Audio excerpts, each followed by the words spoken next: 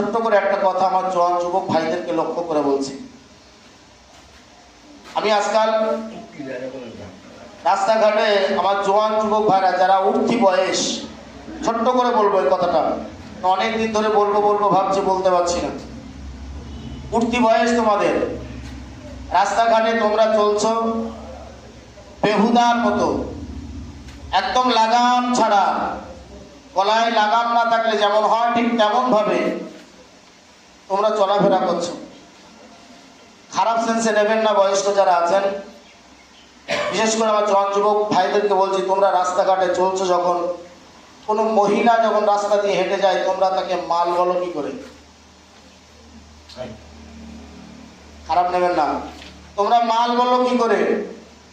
আরে একটা মহিলা তাকে তোমরা মাল বলছো, কথাটা হয়তো খারাপ, আমাকে বলতে হচ্ছে।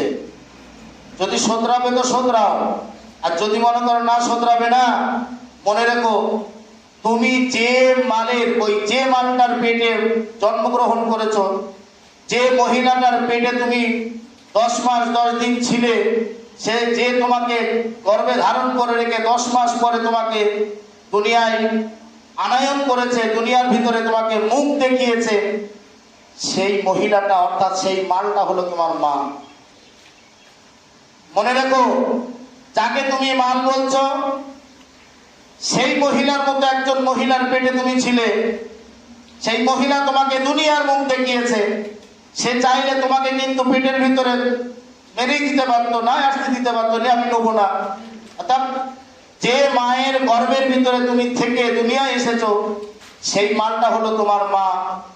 সেই মায়ের পেটে তোমার পরপরই বা তোমার আগে আরেকজন এসেছিল, যে একটা মহিলা এসেছিল, সেটা তোমার বোন, সেটা তোমার বোন। অর্থাৎ মনে রেখো, তোমার পিঠে পিঠে তুমি আগে পিছে মানুষ হয়েছো, যে মায়ের কোলে দুজনেই মানুষ হয়েছো, তোমরা সম্পর্কে দুজন ভাই বোন। এবং আরেকজন মেয়েকে তুমি যখন তার পাশে শুয়েছো, তার সাথে ভালোবাসায় জড়িয়েছো, তার সাথে সংসার জীবনে জড়িয়েছো, সেই মালটা কিন্তু তোমার স্ত্রী, অর্থাৎ সেই মহিলাটা কিন্তু তোমার স্ত্রী। মনে রেখো জওয়ান যুবকেরা, তুমি রাস্তায় দাঁড়িয়ে যে মেয়েটাকে, যে একটা মেয়ে ছেলেকে তাকে মাল বলে ডাকছো, সেই মহিলাটার পাশে কিন্তু তুমি ছিলে যেদিন, থাকবে যেদিন, সেদিন তোমার হবে স্ত্রী। আর যে মেয়েটা তোমার বুকের উপরে থেকে লালন পালন হয়ে বড় হয়েছে, ওই মহিলাটা, ওই মালটা, ওই মেয়েটা কিন্তু তোমার মেয়ে। অর্থাৎ মনে রেখো, তুমি যাকে মাল বলে ডাকছো, সে কারো না কারোর মা, সে কারো না কারোর বোন, কারো না কারোর স্ত্রী, কারো না কারোর মেয়ে। অতএব জওয়ান যুবকেরা, ছেলেরা শুনে রেখে দাও, তুমি যাকে মাল বলছো, ওই মালটা কিন্তু তোমার একদিন স্ত্রী হবে, ওই মালটা কিন্তু তোমার একদিন মেয়ে হবে, তো ওই মালটা কিন্তু একদিন তোমার বোন ছিল।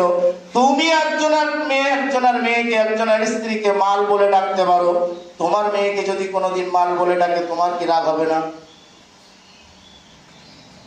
হবে না? হবে না?